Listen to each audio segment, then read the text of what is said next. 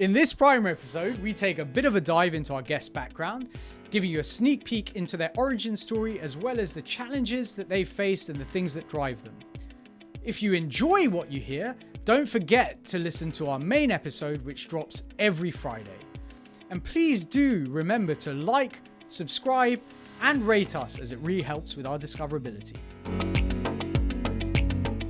Hello and welcome to this episode of the Nothing Ventured Primer with me, Arish Shah. Today, I'm really excited to have with me Toyosi Ogedengbe. Toyosi is a principal at Ascension Ventures, an early-stage VC built by exited entrepreneurs to back the next generation of tech and impact founders. Prior to Ascension, Toyosi was a VC at Speedinvest, focused on marketplaces. Toyosi, great to have you in the studio. This has been a long time coming. Really looking forward to this. Indeed. Great to be here, Arish. Excellent. So let's jump straight in. For our audience, what was your first job?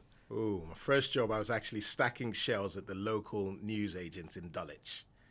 Amazing. So far, I think a lot of the responses have been things like stacking shelves, working at Burger King. I worked at McDonald's. I think there's something to be said for that kind of very, very sort of physical and sort of customer facing almost kind of job, because it teaches you a huge amount kind of about how to deal with people, how to work to a routine, how to work processes. No doubt you had a similar experience, or maybe you were just like slogging it out and just trying to get to the end of the day. Well, to be honest, I did it because I needed a job. I needed money in my pocket. Yeah. I was on a gap year and I was trying to get a job, and it didn't happen quickly, so needed to pay the bill somehow. Yeah, no, I hear that very much so. And what did you do before you got into venture? Ooh, good question. So that's a little bit of a longer answer. Did two things. Career-wise, I was a management consultant, actually, strategy and ops in a company called Bearing Point. Did that for a few years.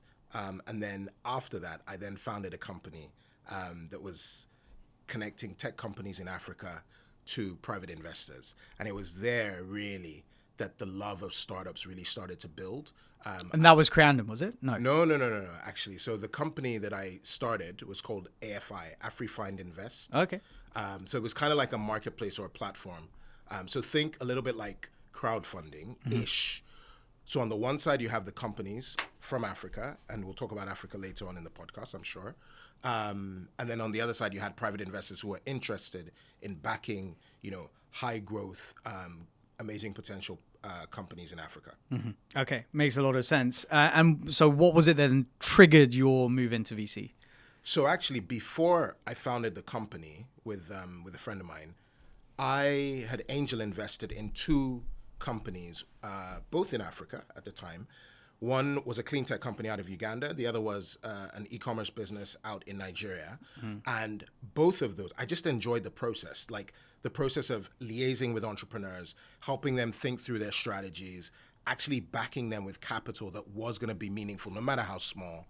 And then that dynamic of sort of like founder-investor relationship. And because I get bored easily, I didn't want to sort of build something myself for like 5-10 years. I'm like, no. That's not me. I would much rather just be the person who puts money in multiple different companies, and hence why I'm in VC. So that was really the thing that tipped it over the edge. Yeah, completely relate to that. I'm exactly the same. I can't do the one thing, slog it out for 10 years. I realized that recently after having tried to launch something and slog it out for 10 years. But anyway, that's another story. And what would you be doing if you weren't an investor? Ooh, this is a good question.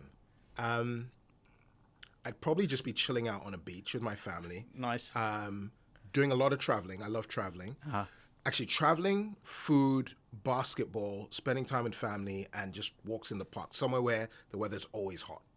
So that's probably what so you're probably talking Southern Hemisphere-ish. Yes. And correct. Certainly not the UK. Okay, so you made the right shot. Although we've been having a good run of it, so I don't want to jinx it. Let's see what happens over the next couple of weeks. But okay, let's talk about Ascension for a second. So could you give us a bit of background about Ascension, the AUM, what stages it invests at, what sectors, what geographies, minimum check size, all that good stuff? Absolutely.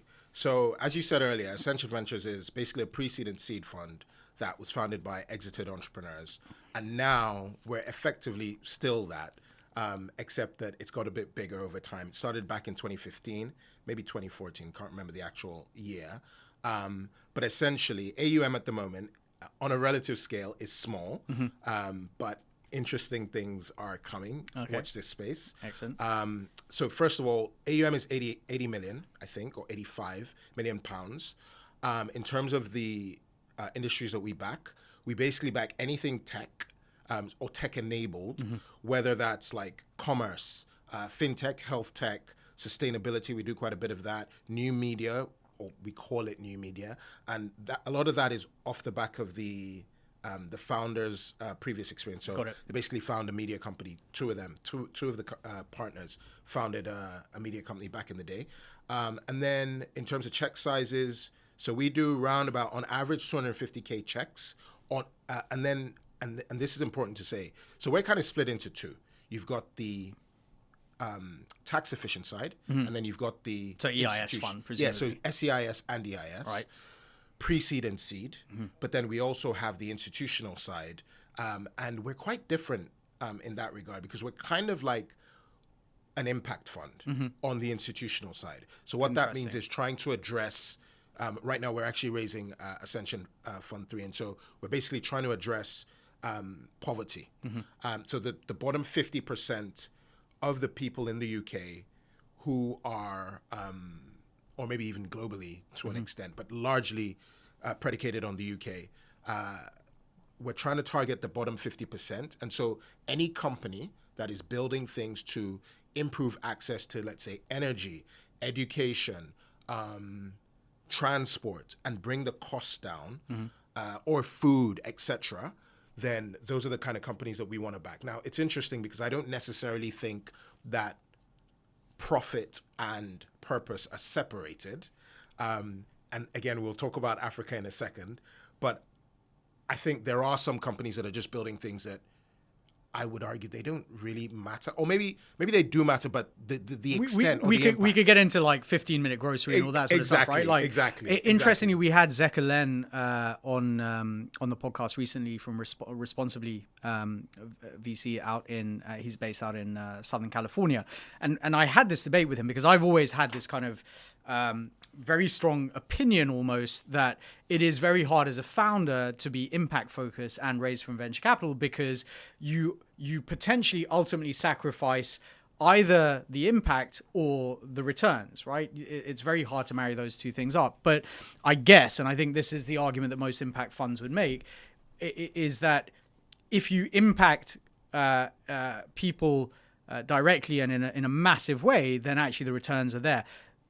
The kind of counter argument to that, and it's an N of one, so we can debate whether it's valuable to talk about it or not, is something like what 3 words, where yes, could be massively impactful, but doesn't seem to have found a sustainable business model, and maybe should just be a social good rather than a venture. And yes, we will talk more about this sort of stuff, I think, when we get on to talking about Africa in the main podcast. But if you were to think about 3 ventures, either inside or outside the portfolio that you're really excited about, what would they be? That's a tough question. It always is. It always is. So the 3 companies I would probably just rat off straight out the bat Farmland is 1. FreightCor is 2. Farmland? Farmland. Yeah, I've come across them before. Yeah. It's actually I'm cheating a little bit here, but that's actually one of our portfolio companies here at Ascension. Yeah. FreightCor is the second one, also an Ascension portfolio company, and then the third one is actually outside of that, and it's called Matta, Matta, and that's actually based out in Nigeria. Now, Farmland, just for everybody who's listening, is a B2B marketplace for fresh produce. So think suppliers on one side, and actually the supply comes mainly from North Africa, so Egypt, and effectively you've got huge packer shippers or exporters of fresh produce, so think fruit and veg, let's make it simple, and then you have buyers in the likes of North America, Europe, GCC, and so on and so forth. And effectively what Farmland is doing is, number one, enabling those suppliers to be able to do more volume with their existing buyers. So that's number one. But also through that, the buyers are discovering more suppliers. And so eventually they're going to be able to do their whole supply chain at any point in time in the year, accounting for seasonality, but still not have any dips Got it. in supply. In supply and because delivery. they have multiple different suppliers from different regions, and then they're enabled to do all of that through farmland. And they take care of everything. The logistics, the payments, the marketplace, the whole lot. Amazing. So that's farmland. FreightCor is a digital freight forwarder. Now, everyone hears digital freight forwarder and they think, oh, but there are loads of those. There's Flexport, there's, I guess, Zen Cargo, and so on. The difference with FreightCor, however, is it's really technology driven. A lot of, and this is no disrespect to the guys who've gone before us, a lot of digital freight forwarders, you find when you look under the hood, there's quite a large number of people. Yeah, manual processes, Correct, ops heavy. Correct, very ops heavy. Yeah. Now, the difference is FreightCor is really using technology to drive, specifically at the moment, ocean freight Yep. at like 80% less people and 80% less cost. And actually, if you think about technology and what it does in industries, that's how efficiencies come, right? Yeah. And so that's FreightCor. And then the last one, Mata, it's interesting. They're all sort of marketplacey, but that says Surprising. a lot about... Yeah, surprising. That says a lot about me as an investor, right? And network effects and whatnot. So last one is Mata, and that's a B2B marketplace for chemicals, Yep. based out in Nigeria, doing amazingly well. And yeah, it'll be interesting to see how that develops over time. But yeah, good things coming. Amazing. Okay, Toyosi, absolutely incredible. Thank you so much, and look forward to discussing some of the more deeper topics in the main podcast. But it's been great having you here in the studio with me. Thanks for having me, Harish. Amazing. Ciao.